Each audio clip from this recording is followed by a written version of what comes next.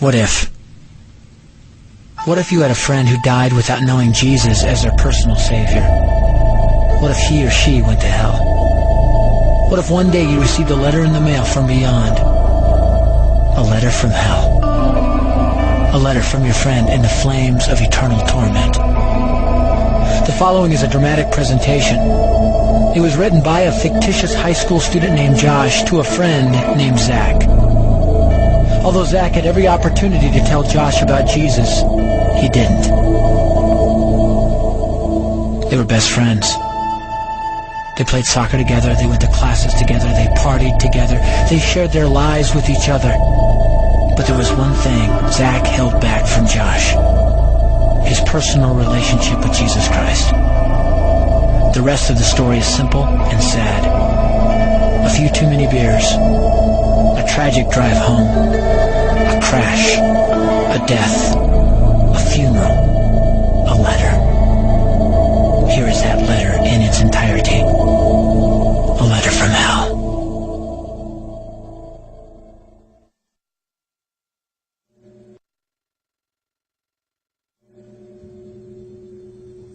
Dear Zach, I died today. It's a lot different than I expected. You see, I always thought dying would bring me into a world that's foggy and hazy. But this place is crystal clear. It's even more real than my life on Earth. I can think. I can talk. I can even feel. Right after the wreck, I could feel my spirit leaving my body. It was the weirdest thing, Zach. I thought I heard you screaming out to me, man. I must have been just imagining things. At first, I was just standing in line, getting registered, I guess. They asked me for my name and began to look in this thing they called the Book of Life. I guess they couldn't find it, though, because this huge angel standing next to me grabbed me by the arm and started dragging me away. I was terrified. I had no idea what was going on.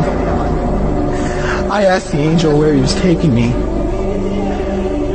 but he didn't answer. So I asked him again.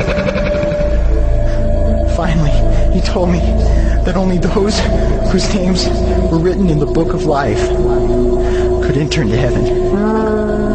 And the rest would be condemned to hell forever. Man, I was scared.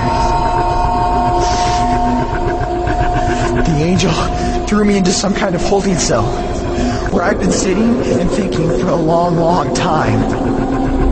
Do you want to know what I've been thinking about? I've been thinking about you. Zach, you're a Christian. You told me so yourself. I mean, we talked about it 3 different times today. Kelly brought it up, and you laughed it off. Coach Adams brought it up, and you changed the subject. I mean, it came up right before the wreck. Well, the question I can't get out of my mind is this, Zach. Why haven't you ever told me about how to become a Christian? I mean, you say you're my friend, but if you really were, you would have told me about this Jesus and told me how to escape this terrible place that I'm headed for.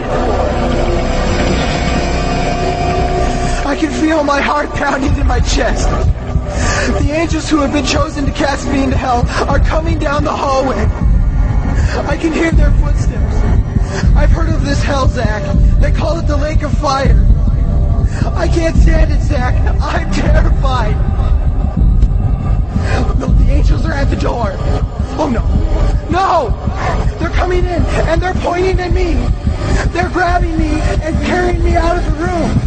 I can already smell the burning sulfur and brimstone. I can see the edge of the cliff where hell burns. This is it. I am without hope. We're coming closer, closer, closer. My heart is bursting with fear. They're holding me over the flames. I'm damned forever. This is it. They have thrown me in. Fire, pain, hell. Why, Zach? Why didn't you ever tell me about Jesus?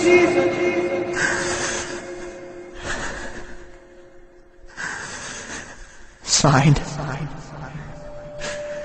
your friend, Josh. Your friend, Josh. P.S. Welcome. Wish you were here. Wish you were here. Wish you were here. Wish you were here. Wish you were here. Wish you were here. Wish you were here.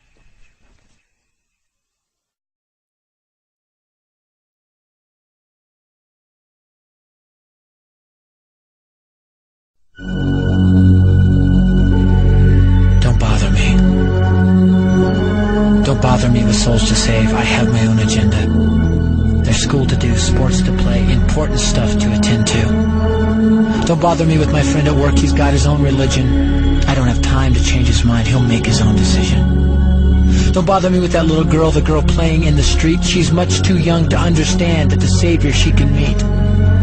Don't bother me with the sounds I hear, the sounds of people shrieking, although I wonder who they are. Who are these victims screaming? Don't bother me with who they are. I really don't want the blame. Because it's my friend at work and that little girl.